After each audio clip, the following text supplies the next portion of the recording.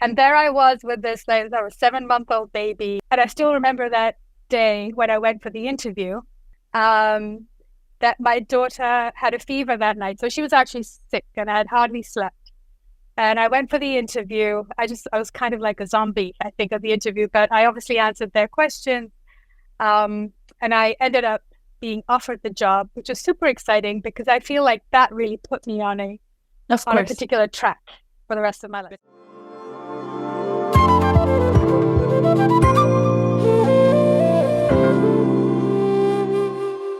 I met Melissa Ji when we hosted a fireside chat in New York City with MP Swarnim Wagle Dai. She was a guest, and she was humble and courteous, and asked really, really thoughtful questions. But at that time, she was a guest. I didn't really know about her. That when I found out how incredible she is, how incredible and global her professional accomplishments are, I really, really wanted her to be on our podcast. She's a human rights lawyer. She was so instrumental in terms of Nepal, abortion rights and reproductive rights, and she's done so much work around it. Theo was, even when I heard about it, I was so impressed, and I wanted our audience to really get to know this person who was soft-spoken and polished, that had this strength about her in terms of really making change. So we're super excited to have her as a guest. Just to add, we have a giveaway at the end of the season. Thanks to Nepal Tea Collective. Tesaiले, I would love to encourage our audience to keep sharing and commenting to qualify for it. And now let's go deep dive into that interview. To get us started, tell us about your childhood and youth, and how it's shaped you into the person you are. Well, first of all, thank you for that really warm introduction. And I'm very excited to know you as well through the Global Nepali Diaspora Network, which I think is amazing, by the way, because it's connecting so many of us. And I feel like opening new doors and opportunities and conversation. So thank you again for having me. Regarding my childhood, and my adolescent years and my adult life, I think of myself as a global citizen because I was born in one place and I've lived in 3 different countries, and I've traveled so much. There have been days when I've gotten up in the morning and sort of wondered, okay, where am I today? And it became a joke at one point during my career because of the extensive amount of travel. But I was born in England. That's where I spent my childhood. And then I spent my adolescent years between India and Nepal. So my education was mostly in India. I have family in India from my dad's side. And then I've always had very close ties to Nepal because my maternal side of the family is all from Nepal. And I used to spend my summers there. And then I got married and settled in Nepal for a while. So I actually lived in Nepal. I had a child in Nepal. My older daughter is born in Nepal. And I think of Nepal as my karma bhumi. I spent my childhood and I was educated outside the country, but I really started my professional life, which has been an incredible journey since the very first day because of the kind of work that I've been doing. And so I feel very connected to Nepal as well. And I started out by volunteering at a feminist organization, a women's rights organization. This was in 1996. So around 28 years ago, maybe 27 years ago, sort of on a voluntary basis, because even though I had completed, I already had a law degree, in some ways I was starting from scratch at the time in terms of really learning about the issues. And I was at a stage where I was trying to figure out what I wanted to do. And the legal field is vast. There's so many different things that one can do. So I started out by volunteering in this area and doing a range of things, including, research for policy-related advocacy, working with victims or survivors of domestic violence, or providing counseling to victims, or working closely with lawyers who did that and really observing them and learning through observation. And then I worked at a law firm for a while just to see whether I wanted to be involved in sort of court-related legal work and litigation. And then in the meantime, I had a daughter. So I took a bit of a break, which was nice. But then, my daughter was around 7 or 8 months old, I think, when my sister-in-law's very close friend actually came and told me about this opportunity at the Asia Foundation. And she didn't just tell me, but she said, you have to apply for this job. It's perfect for you. And there I was with this, like, a 7-month-old baby, just, without being able to sleep at night. My whole routine had been turned upside. You know how it is, right? When you're a new mother. And the last thing on my mind at that time was really work. And she was like, no, you have to apply. You've got to do this. And I still remember that day when I went for the interview, because she was very convincing, that my daughter had a fever that night. So she was actually sick and I had hardly slept. And I went for the interview. I was kind of like a zombie, I think, of the interview, but I obviously answered their questions. And I ended up being offered the job, which was super exciting because I feel like that really put me on a particular track for the rest of my life. So that was a pivotal moment for me. When I felt like I wasn't ready, someone said, no. Exactly. And sometimes you need that. You need those nudges. Exactly. And especially for women, right? And there's so many, I think, ambitious and intelligent and driven women that sort of, especially at that phase, right? When you're, pregnant, or when you just have a baby, when your kids are small, that's the time when a lot of us sort of move away from the workforce, right? So it's amazing that sort of you took on this added responsibility during that time.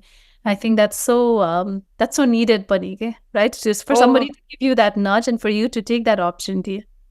Exactly. And that's why I feel like that, I wanted to mention that because I think that's something that a lot of women can also relate to. And that's a very common challenge, right? Exactly. So, but of course, because this person was very convincing, I ended up going for the interview, got the job, and then I just loved what I did. And this was at the Asia Foundation, actually. So years ago, at the Asia Foundation. And my responsibilities, my main responsibility really involved looking at Nepali law and developing a curriculum, an advocacy curriculum for women in rural areas. So that too was a whole new experience for me and a learning opportunity. And it enabled me to travel across the country, actually, because I had the opportunity. I developed the curriculum in collaboration with other colleagues, of course. But got the opportunity to travel around Nepal and go to, rural areas where they had these very well-organized and strong and vocal women's groups, mothers groups, Ama Samuha. Nepal are pretty famous, actually, back in the day. Ama Samuha, because they're the ones who I think have played a pivotal role and also they've supported the women's movement in Nepal, which is something I'll get to a little later. But yeah, just having the opportunity to meet them, engage with them, take this curriculum to them, to test it out, to get their feedback, and then to come back to Kathmandu and then improve that was an amazing experience. So and then aside from that, at the Asia Foundation, I focused on women's empowerment, but I had colleagues who worked in the field of reproductive health. And they were just really nice. And we'd have these chats, we'd be sitting in our cubicles and we'd chat over the cubicles and they'd talk about their health issue, the health issues that they were working on. I'd talk about the legal issues. And I think that's what really triggered in me a very deep interest in reproductive rights, because it's not a subject that I learned in law school. It wasn't taught at the course. I ended up, but it should be, especially अहिले. Yes, अहिले त धेरै अब बदलिसक्यो हैन, legal अब कतिवटा law school मा पनि छ, you will find the opportunity to learn. But when I went to law school, I hadn't even heard of it really, honestly. Reproductive rights, it wasn't a body of law actually. So that triggered my interest, but it was kind of I guess in my, it was kind of buried in my sort of mind, like somewhere deep within me. So eventually when I came to the United States, went to law school, grad school, got my LLM, master's in law, there was this, you know how it is in college, right? You kind of follow the free lunches and pizzas. Right. So there's this one talk by a very well-known public health expert. She's still around. She has a background in law and public health. Mm-hmm. So she gave a talk about maternal mortality, actually, which to me was very eye-opening because I hadn't really looked at any of these issues from a multidisciplinary perspective. And after her talk and the pizza, I thought, this is it. This is what I want to do. This is the kind of work that I want to do. This is what I want to focus on. Because the human rights field is very broad. I mean, there are any number of issues that, one could work on. But, and I realize now looking back that I think it's the conversations that I had with colleagues at the Asia Foundation, who are way more senior than me and very experienced, because I was just starting out. But they were always very generous with their ideas, and we would have really nice chats that later on it sort of manifested in this kind of interest. So right before I graduated, you know how it is, months before you graduate, you have to start looking for a job, an internship or some kind of opportunity. And back then, even though of course computers were around and people had laptops, I still remember going to a law school career center and going through this massive binder. Mm-hmm. And I remember that. Flipping through the pages to try and find something that matched my interests. And, I mean, my background was in Indian law, and then I worked in Nepal, and then I came to the United States.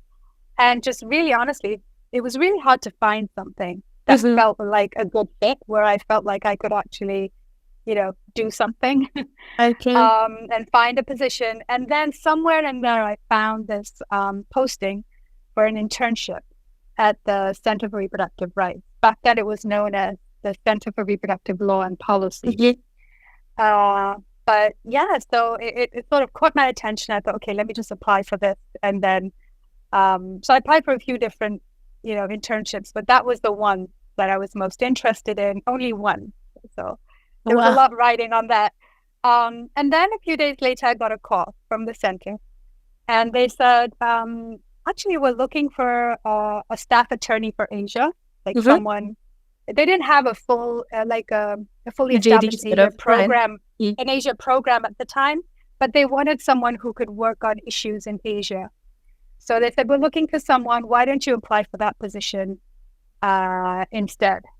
So I said, fine, yeah. I mean, I'm happy to come in and interview for that. So I ended up interviewing for it. I did get the job, and 16 years. That's amazing. Bye. That's amazing. It's almost like so many things in life are just these, which seem so random, right? The random things you do, they sort of, hindsight might say, you sort of see that those are all those dots that you connect over time, right? Absolutely. And beautifully, right? I mean, in a way that I couldn't have predicted. I couldn't have predicted or even created a roadmap for my own life. But when I look back, and when you look back, it feels easy. Yes, I know that time, right? People like reading and right. No, that's so beautiful. Yeah, it was challenging, but 16 years again. So that the 16 years also flew by because, like I said earlier, I didn't enter a field of law that was already very well established. Actually, people were building jurisprudence and doing legal advocacy, of course, to advance reproductive rights, to define reproductive rights, including in Nepal. And in Nepal, we started off in a very challenging situation, actually, because back then, on the one hand, there were many reproductive health policies on the books.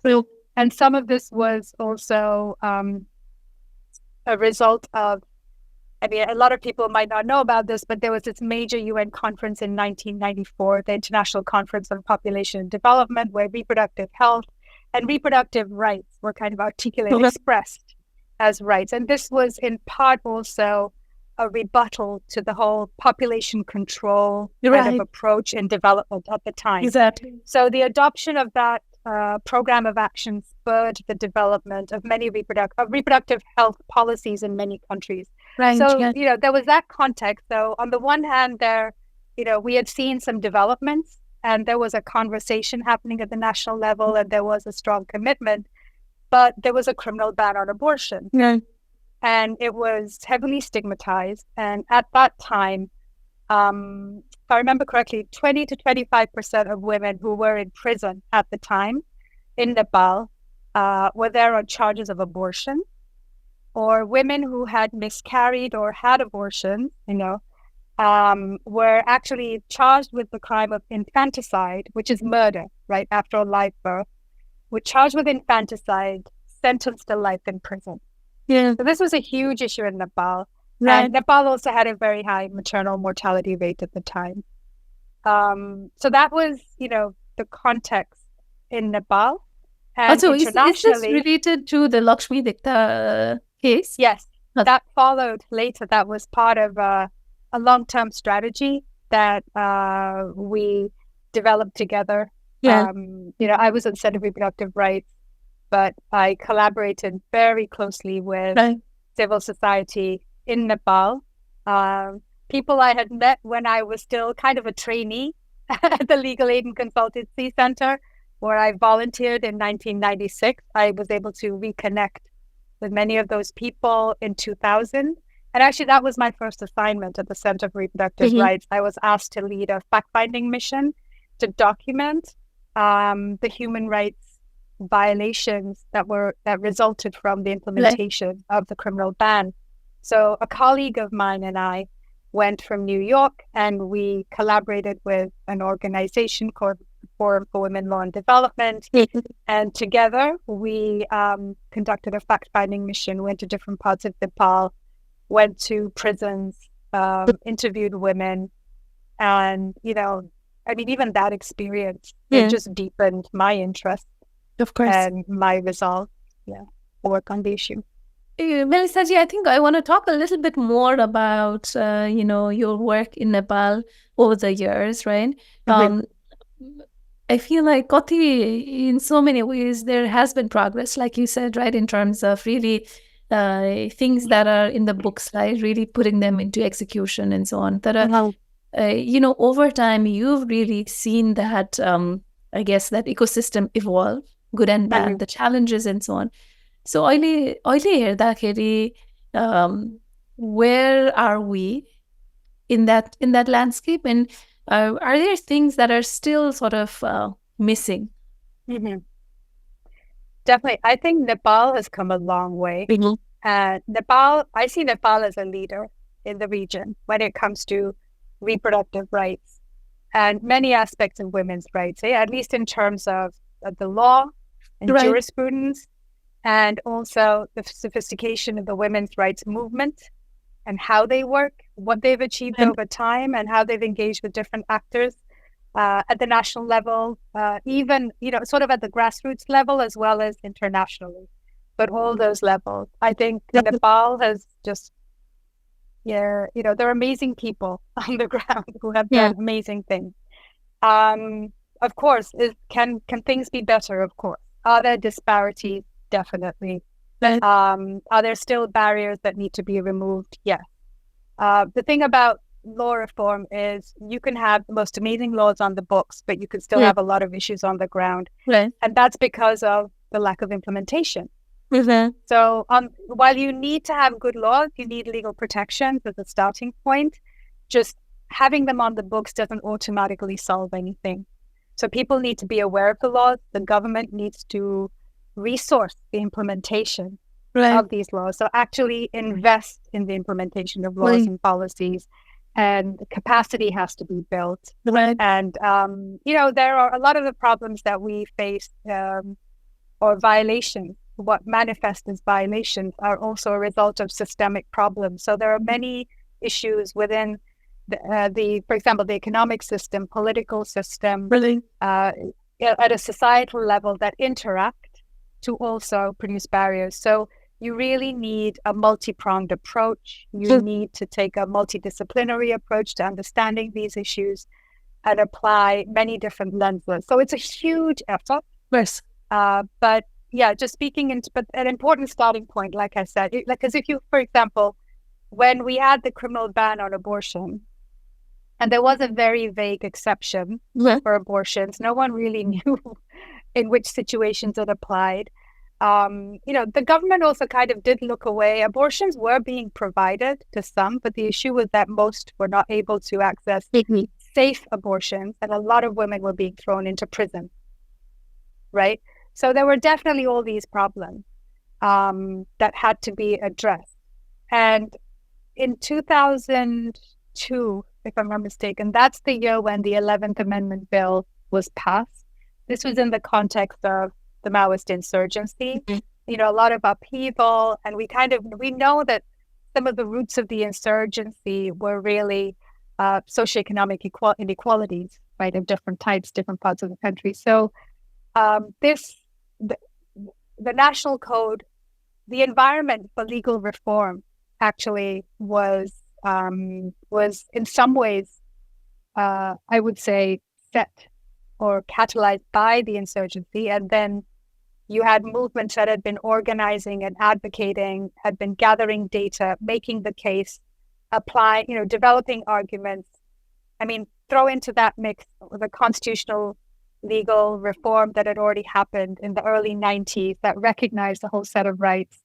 Add to that the participation of women and also other, like government officials, even men, in the Beijing World Conference on Women's Rights. So all of that sort of came together.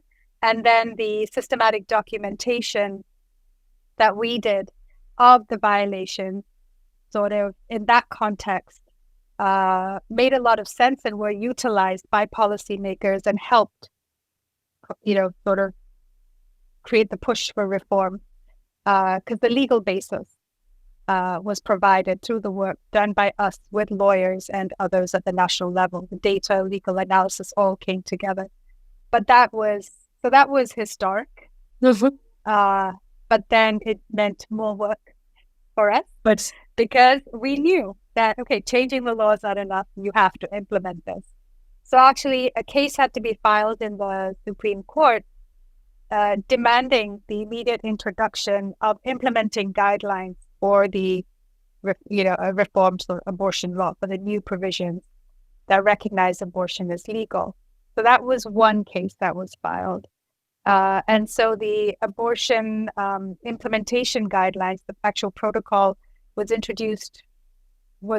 ultimately developed and introduced 4 years later. It took about 4 years for that to happen. In the meantime, there were still women who were not able to access abortion. Many women were not able to, because a lot of people didn't even know that the law had changed. And, there's a lot of societal stigma attached to abortion as well. And again, this is in a context where most women, or a very large number of women, adolescent girls, where there's early marriage, child marriage, don't even have access to contraception. So it's, many can't even prevent an unwanted pregnancy. So there were still abortions happening. There was the need for abortion. And we saw that, and we decided that we would use public interest litigation to draw the attention of the Supreme Court to this issue, and then to make the case that this is the right to abortion is a constitutionally protected right within the framework of the interim constitution, which we already had at that time.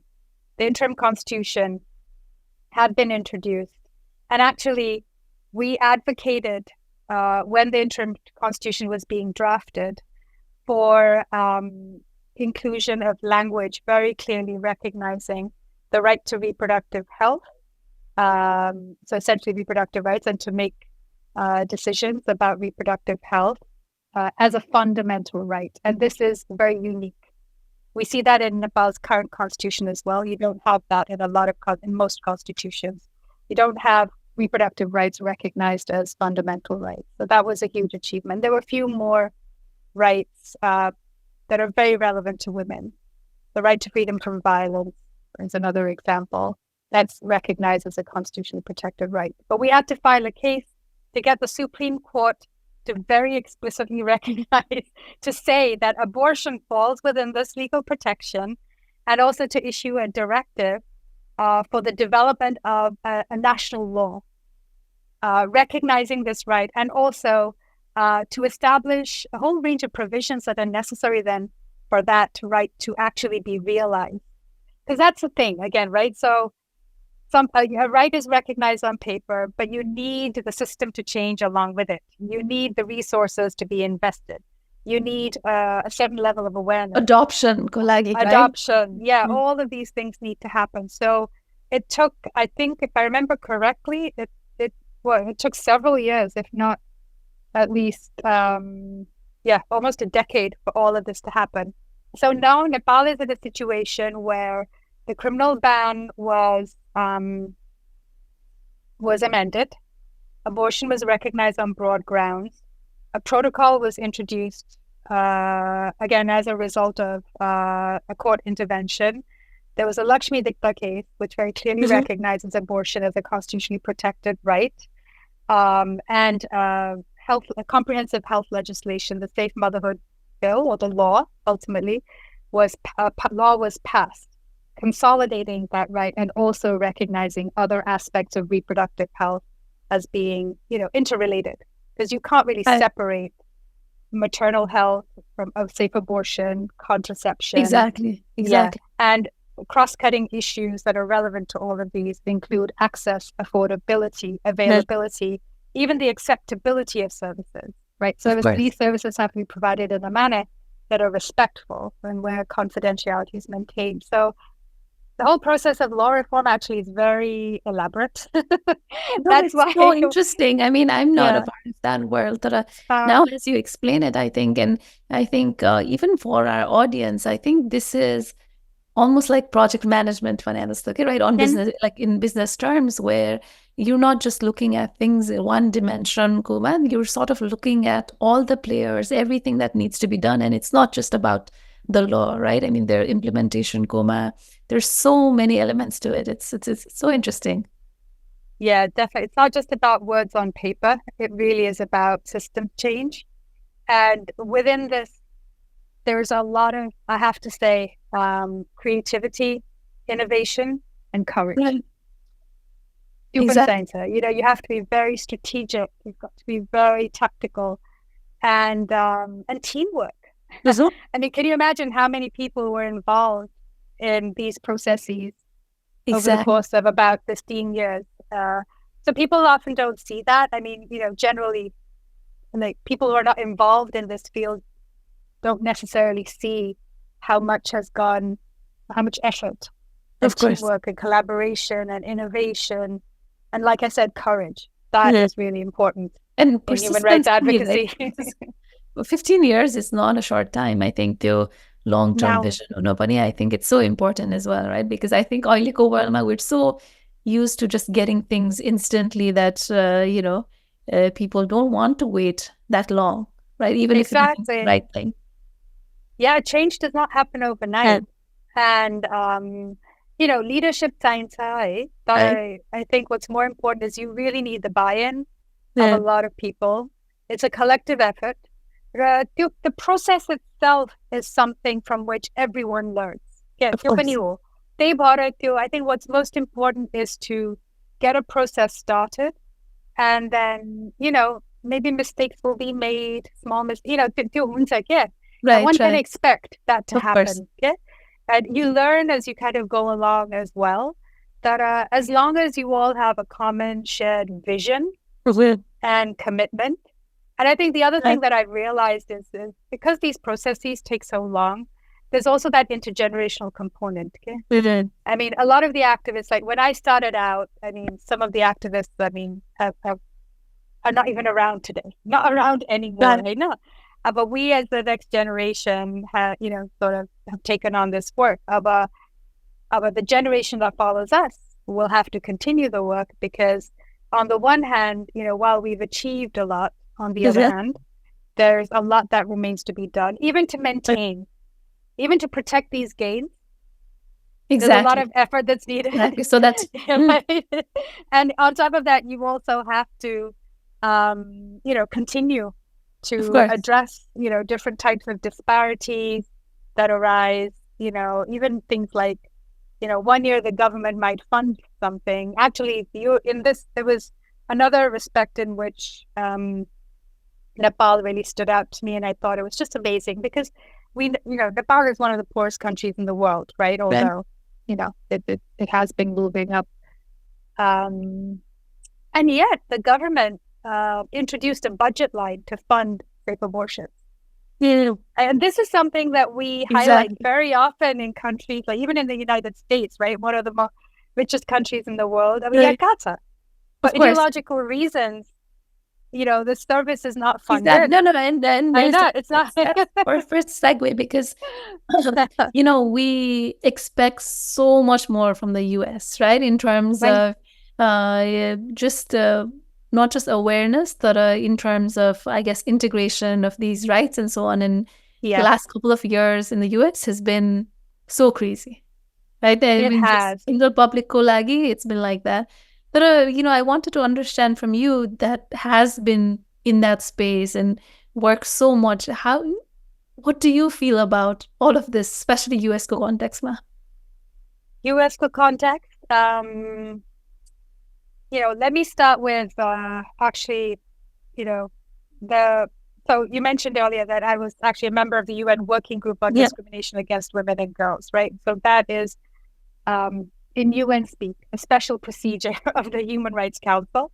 It's the Human Rights Council is the leading body within the UN system that's responsible for the promotion and protection of human rights, basically. And it's based in Geneva. It operates out of Geneva, and it's comprised of 47 member states at any given time. Countries have to run for membership, they're elected to become members. So this council appoints experts to report to the council and to guide them and to advise governments on the need for legal reform. So right before I was appointed to the Working Group on Discrimination Against Women and Girls, my mandate actually conducted a visit to the United States on the invitation of the government to assess the situation. And one thing that they said that really stuck with me, and I think puts things in perspective for anyone. I mean, even people who are not familiar with the law and, the obligations that governments have under international treaties, which is what we always talk about, is that in the United States, despite the country being perhaps the richest one of the richest in the world, one of the most prosperous, industrialized countries in the world, when it comes to women, there are quote unquote missing rights. And it's always been that way. We just didn't know it. Exactly. It wasn't evident, right? People like us who came to this country, right, as we're immigrants, right? We came with all these, we had a certain perception of the United States. And for me, as a women's rights activist, actually, when we advocated for the legalization of abortion in Nepal, we talked about Roe v. Wade. We cited Roe v. Wade. Exactly. We said, look, there's Roe v. Wade. And that is that was like the guiding star, for many activists, and has been worldwide. Right. We didn't realize that there were so many missing rights in the United States. So, but that is, that's been officially pointed out. It's established. And so, when Roe fell, interestingly, in reproductive rights circles, it didn't come as a surprise. I mean, it was shocking because it was devastating, but it was something that had been predicted. Because these things again don't happen overnight. Exactly. There's the just political, the way in which, again, the leadership, the political leadership, the change in the composition of the Supreme Court, and just really the rise of the very ideological, evangelical right-wing movement, the extent to which they had gained ground, and everything they had been doing at the state level across the country. Because Roe fell after years of the right to abortion being chipped away, eroded, across the country. And so when Roe fell, of course, it was devastating, but it was not a total surprise. But I have to say that, yeah, I mean, this is huge. And I think those of us who advocate for abortion rights, we're not promoting abortion per se, but what we are standing up for is a woman's right to autonomy. Exactly. Right. And that is so important because we, whether you're in the United States or anywhere else, for the most part, we live in a patriarchal world. Our systems, political, economic, social, every system is designed in a way to make a certain group of people, to give them a certain advantage and privilege at the expense of others. Right. And this is aside from, okay, I may have a great life on a personal level, all the men that I know in my life, my father, my husband, my brother, exactly. This is not about having, sort of not liking the men in your life or, not wanting or feeling that they, that there is, that they don't treat you well. It's not about that. But from a systemic perspective, a societal perspective, there's certainly a certain kind of privilege and an advantage that comes with being male. And this is by design. Of course. So when Roe fell, it was as if a pillar, like something that actually safeguarded us, or at least gave us something on the basis of which we could stand up against that. And it just fell. That protection is gone. And now it is a huge struggle. And so on the one hand, there are many women and girls who need to have abortions, who want to have abortions, who cannot. For the most part, we'll probably not hear their stories because this is something that people don't want to discuss and shouldn't have to. They shouldn't be forced to discuss. It's a very private matter. On the other hand, what it means is that women are second-class citizens in this country, in the United States. There's absolutely no doubt. And I mean, that should bother everyone. It's almost like my personal level, it felt like a wake-up call, right? Because I would, I think growing up in Nepal or that part of the world, we sort of, I don't know, we should still not take it for granted that we sort of normalize that it's not equal. It's like, more patriarchal. US ko context ma, I think for most people, I think it, I mean, there's obviously subtle hisab, it's never been equal. That was just, I think, alikiti a big blow, for sure. A huge blow, because when these institutions, when an institution like the Supreme Court that's supposed to uphold people's rights, supposed to be, it's supposed to uphold justice, like it's and treat people, like ensure that everyone has access to justice and everyone's rights, all of their rights are respected. Exactly, equality, equity, all of that. There's such a, so the fall of Roe also represents a massive institutional failure as well. So deeply disturbing on many levels, a very bad precedent. It has made the United States a pariah, though, because the trend in the last few decades has been towards the legalization of abortion and the decriminalization of abortion. And the US is moving in the opposite direction. And what's also deeply disturbing is that they're not just making abortion difficult to access, but they're criminalizing it. Exactly. This is such a misuse of criminal law. There's so much evidence from around the world to show that establishes that criminalizing abortion does not prevent it from happening. It just makes it unsafe. And we're going, and these things take time to play out as well. So this whole situation actually reminds me of a visit that I made to the Philippines with colleagues from the United States. Actually, at the time, they joined me on this visit, and the Philippines has a criminal ban on abortion, and we see the consequences of that very. They're just very evident. A much higher level of poverty. It's really very visible. Women also do not have access to contraception. Of course, those with means find ways. Exactly. to I get think these this things, right? also, So no, it's exactly. really the women who are Who poor, actually need it the most. who need it the most, are the most disadvantaged. Or Philippines, the एकदमै त्यो देखिन्छ के. And this was obviously before row fell several years ago. And it was interesting when we were talking about these issues, and yeah, some of them reflected on how our role, if row falls, row Right. versus vanguard, but stay on there. I mean, it just stay on right? But they got a picture of it. And when you're in a country where you see these things, you see people, you also kind of feel it. Yeah, Of course. one could feel the sort of really in that way, the pain, trauma, and agony that comes with just not having any control over that aspect of your life, not having the and these are means. universal issues Yeah. anyways, right? It's not Nepal or US or whatever manera that I think these are applicable to all of us, right? Yes, we see them, whether abortion context or in other places it could be in relation to other things, even like housing or work or even access to food, other types of healthcare.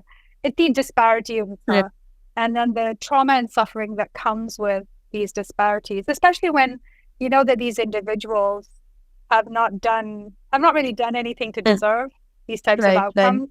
I mean, there are those who will say, oh, well, the government can't take responsibility for all these people. People have to work hard for everything. Right. But we have to recognize that there are certain disadvantages that, groups of people in our populations face because of our systems and structures. And that the odds are constantly against them. Of course. So, okay, don't give them handouts. I mean, this is not about handouts, but let's change the systems and structures then. Exactly. Let's redesign them to make everything more equitable and accessible and fair and just, right? Exactly. Conversation right. I feel like times I think people are set to fail in minority communities, right? Because the system sort of works against them, and this is just one side of it, right? I feel it needs to change, because otherwise, even if individuals try, they're sort of, set up not to succeed, which is society, our rules, and ultimately the systems, the rules, all these norms are created by people, right? So when you think about it, we have the power to change these things. The question is, is it important to us? Right. Are we going to prioritize this? It doesn't mean everyone has to quit what they're doing and advocate for equality, but it just means, do you care enough so that even in your own line of work, as you do things, if you're a politician or if you're an economist or if you're a healthcare provider, like, are you very conscious that there are these types of disparities and inequalities? Is there one thing you can do in the course of your work where you can make things better on a systemic level? And I think if more people start thinking that way, all those things are going to add up. And that's how we see change, right? When each person does, it takes many drops in a bucket to fill a bucket. And when individuals become more conscious, then that can lead to change. Awesome. Esperanza, I sort of want to change the topic just a little bit, Melissa. And it's a two-part question. One, say, Great Nepali Diaspora, we now have a few hubs, and the hope is we can use these hubs and our community in general to help the diaspora as well as, people in Nepal. There's a few sort of specific ones that I'd love to talk about. One is public policy one is women's hub, and then there's a legal hub as well, right? Basically, the different sort of what do you think we could contribute through the diaspora in general, हाम्रो community-लाई uplift गर्न in terms of especially हजुरको experience, what could we contribute to our diaspora as well as to Nepal? Well, I think, and this sounds very ordinary and basic, but the first step is really awareness. I remember years ago when I was working on the issue of maternal mortality, India, for the longest time, I think after Nigeria, India ranked as having the highest incidence of maternal mortality. And I had so many Indian friends that, I would bring this up and tell them, just in the course of a conversation, mention it. And people just didn't know. And, when you don't know something, you don't care. So I think it's through awareness that you can actually make people more conscious about what's happening, why it's a problem, why people should care. So that's the first step, right? The what and the why people should care. And then I think through the exchange of ideas, there are just so many, and just knowledge of good practices, a lot of creativity and innovation can come from conversations where we promote innovative thinking, we promote a multidisciplinary sort of approach to these issues and ideas. Like, I think, lawyers should be talking more to economists.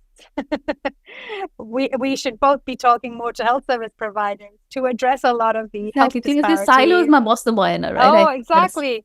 Right, to think about what is some of the really, what are some of the sustainable ways in which we can develop and support health policy, make things accessible. If you have a healthy population, you have a healthy market, for example. Right. I know it's a bigger, just through conversations. Yeah, everything's interrelated. Because our life, we have all these dimensions in our life: political, economic, social, health, cultural as well. Culture is a barrier. Cultural norms are a barrier. So really breaking silos and just, it could even be an experiment. I think just, give people a topic or encourage people to introduce topics.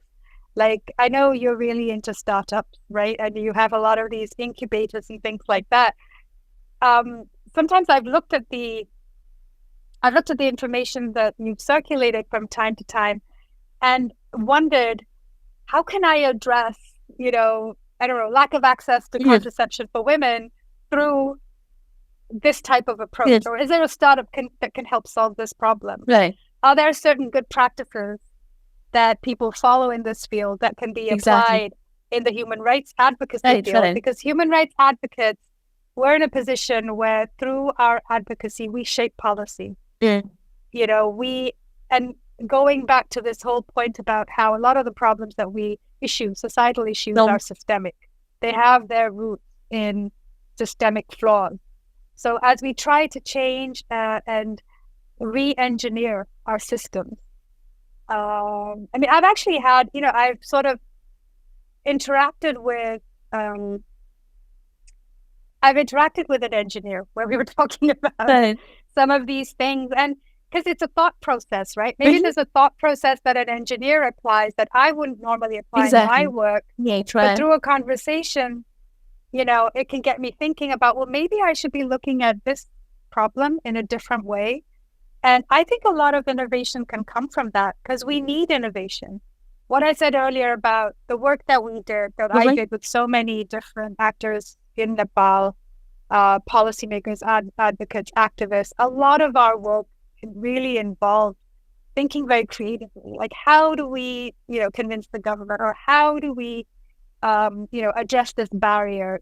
Just that kind of, I think, creativity. So anything that generates creativity, whether it's breaking silos, drawing from good practices, exchanging ideas, brainstorming different approaches, can lead to a lot of innovative thinking, and that will create more promise, I think, for actually finding sustainable solutions, and we can achieve things more quickly.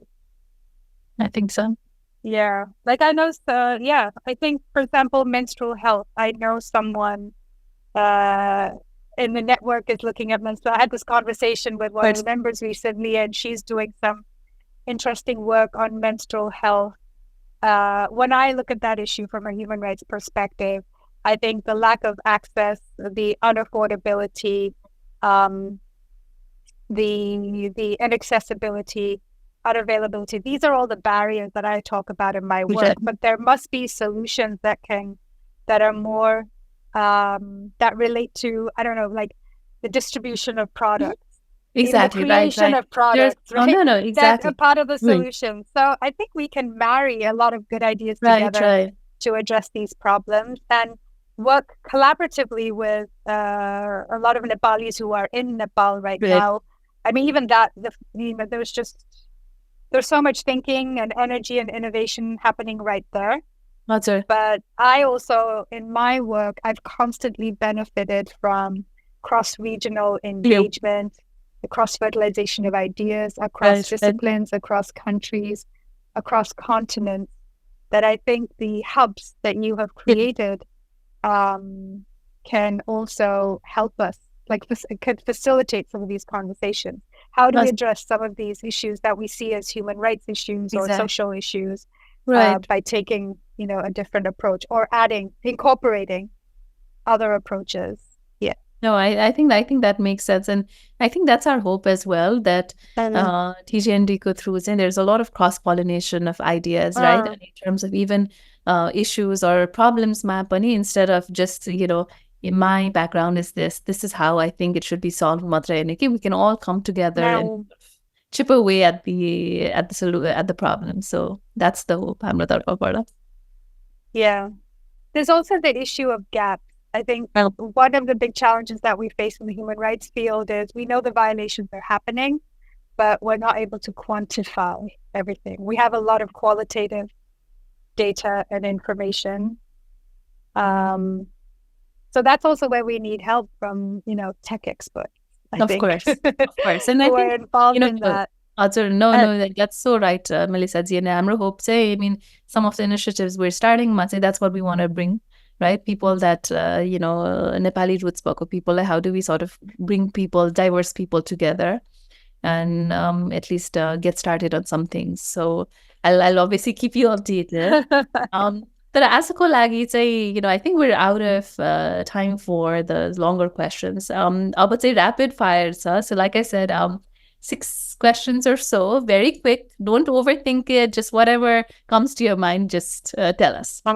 Ready? Ready. First one, say any celebrity or any sort of, can be non-entertainment ko matre hunu parदैन, that you're dying to meet. Nelson Mandela, if I could go back in time, or if he could be brought back. That would be amazing, for sure. Yeah. Favorite Nepali word or phrase? What do you? That's a good one. I love it when my kids say it. No, that's a good one. Next, on a scale of 1 to 10, how progressive do you think Nepalis think we are versus where we actually are? 10 being super progressive, 1 being not there at all. But in terms of, I would say 8. 8 in terms of how progressive we actually are. I think Nepalis are fairly progressive. I mean, of course,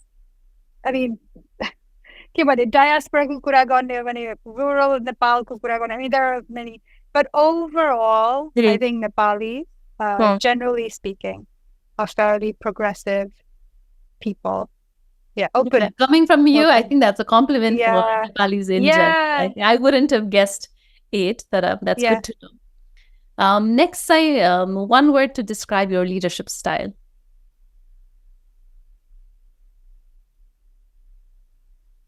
Kind.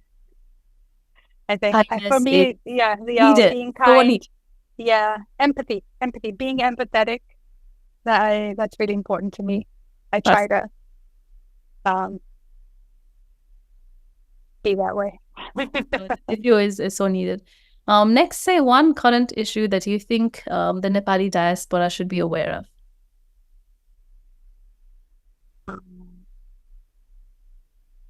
Transitional justice in Nepal. People may think they have heard way too much about it, but I think just given our context and history, there are just so many unresolved issues politically and socially.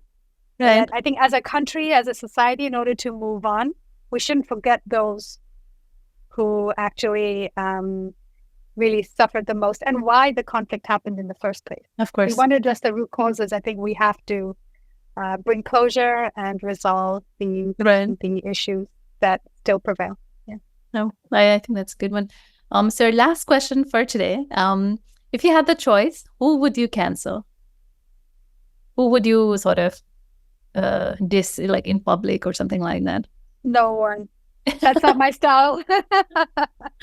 But is there somebody like public or anything like that is Not to do with anyone. I typically don't do it because I think it's inherently wrong. But yeah, I mean, any misogynistic, crazy right-wing person, I would diss. Yeah. There's a few. If I had to diss someone, they'd be at the top of my list. Perfect. Misogynists out there. Perfect. Melissa Z, thank you so much. This was so nice to actually chat with you on the podcast and, get to know you a little better. I'm sure the audience will have tons of questions that I think it's so good that you sort of framed all of this, your Tehozago experience in such a way that is so inspiring yet informative. Panike, there's so much that I didn't know, and I think our audience is definitely going to learn so much. Well, thank you so much for having me. Yeah, it was really a pleasure to speak with you, and yeah, I really enjoyed it too. It was really nice to chat. Thank you. And to our subscribers, please like, share, and subscribe. Thank you so much.